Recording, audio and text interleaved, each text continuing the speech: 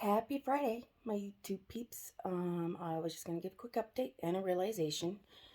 So, the other day, I started out my day fine. No symptoms. Everything was good. Well, I had symptoms, but they were your daily manageable symptoms. And then all of a sudden in the afternoon, I couldn't. Everything flared up. I was so out of it and discombobulated. It was like a halfway out of body experience where you're like stuck in between and lightheaded, dizzy, woozy, you name it. And it wasn't until later when I kind of was able to gather up my scattered brain that I realized, oh yeah, I got my blood drawn today. I had labs done. So, and then I realized, thinking back, because hindsight's always, 2020, that always happens. Every time I either donate blood or I get labs done, even if it's just a few vials, for whatever reason, it like sets off symptoms and it completely wipes me out. And I'm completely just super uber fatigued and exhausted and can't think straight. And it's almost as if I had like blood loss, like, a large amount of blood loss kind of symptoms, but I really don't. And if you were to take all of my vitals, I'm fine. Blood pressure, all that, I'm okay. Um, but I still suffer that kind of effects. And it happens every time. And we've had to enforce a rule where if I'm going to have labs or donate blood or anything of that effect, that I'm not allowed to drive because we don't know how quickly afterwards it's going to set in and get me. And I'm not allowed to do it on a day where anything else is planned afterwards.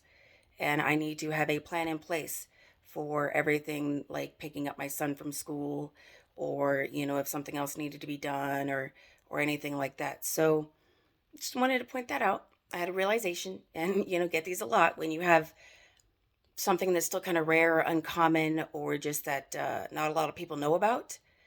And so then there's a lot that you don't know about it. And so life is literally like that box of chocolates. You never know what you're going to get, and you're not prepared for most of it. You really aren't, because you had no idea. And then you'll have just these sudden realizations of, oh crap, this is why that happens to me.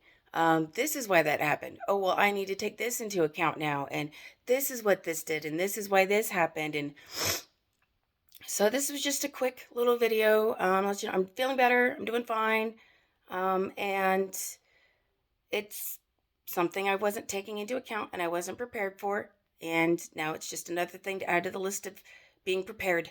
Life with any kind of chronic illness or injury, I think, is focused around preparation, being prepared.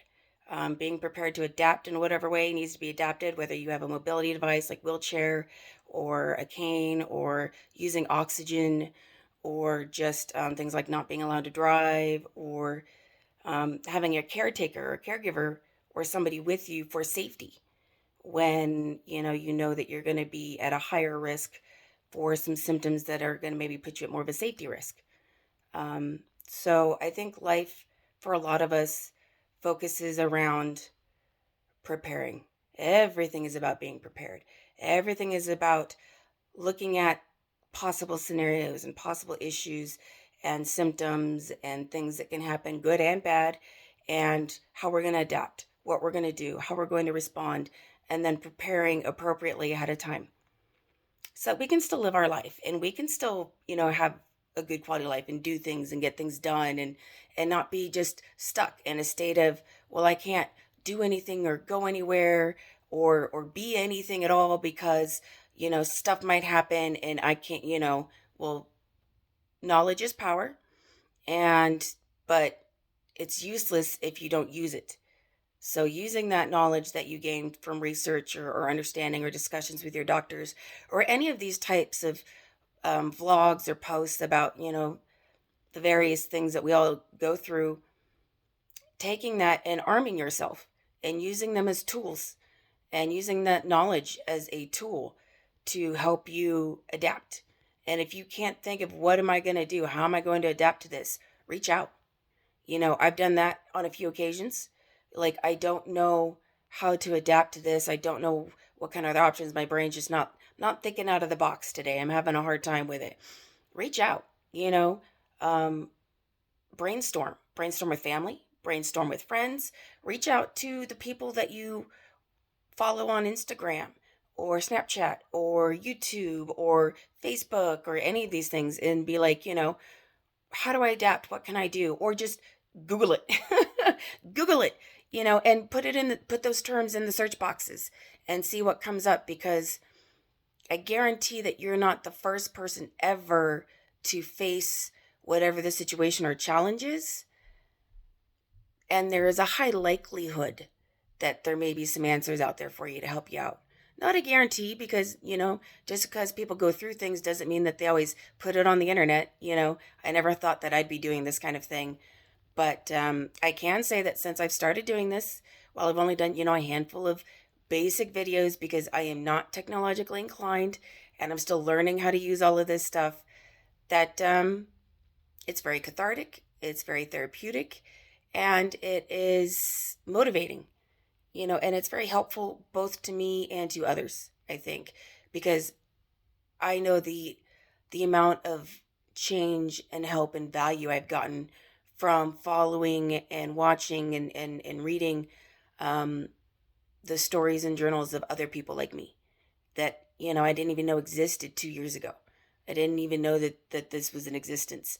And so it's a huge difference. And without those people, I would never have been, I'm not going to say never, I would not have been able to have had the understanding and the right vocabulary and approach to be able to talk to my doctors and make progress and get answers and get results and get approval to see those specialists and get those genetic tests and all that stuff. So it makes a difference. And I hope that you gain some value from these posts and these videos, and that even if it's only one person, I hope that's still value to me. And if you like, you know, these videos and whatnot, please like the videos, subscribe to the channel. As I figure out what I'm doing, I'm going to be doing more links to other channels and people that I follow that I find really helpful. Resource links to various resources and research on various things. And but I still have to figure out how to do all that still. So yeah, like the videos, subscribe to the channel, and remain positive. Life isn't all rainbows and sunshine, and it's okay to have those not so great emotions and feelings, but keep pushing. If you need to take a rest, but a rest is not a stop. And write a journal, keep things down, and look for those correlations between when this happens, this also happens. Or look it up, or reach out to somebody. And if you have a story that you want to share about something, like the labs, or something similar that you've had a realization like, hey, this affects this too, post it in the comments. Share it. Get the word out. I think knowledge is power, and spreading knowledge is the greatest gift and thing that we can do. So I will leave it at that and talk to you guys later.